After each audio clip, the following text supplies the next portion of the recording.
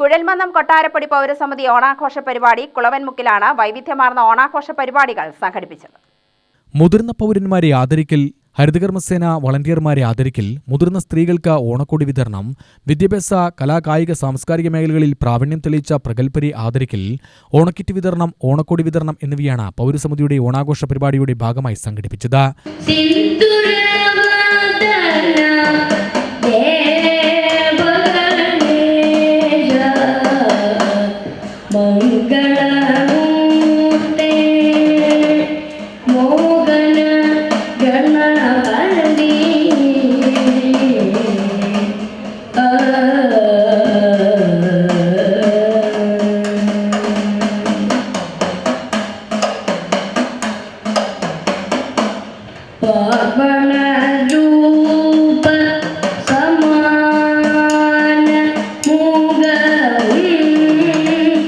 KD Prasadan MLA ഓണാഘോഷ പരിപാടികൾ ഉദ്ഘാടനം ചെയ്തു.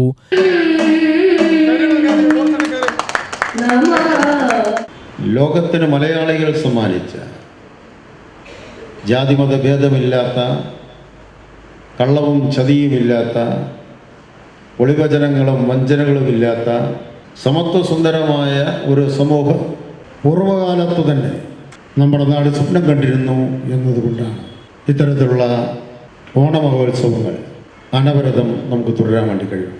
നമ്മുടെ നാട് മുന്നോട്ട് വെച്ച വേലിക്കെട്ടുകളില്ലാത്ത ഒരു സാമൂഹ്യ ചിന്ത, അത് ലോകത്ത് വിവിധ സാമൂഹ്യ ശാസ്ത്രജ്ഞന്മാർ, സാമൂഹ്യ പരിഷ്കർത്താക്കൾ വ്യത്യസ്ത രൂപത്തിൽ അവർ മുന്നോട്ട് വെച്ചിട്ടുണ്ട്.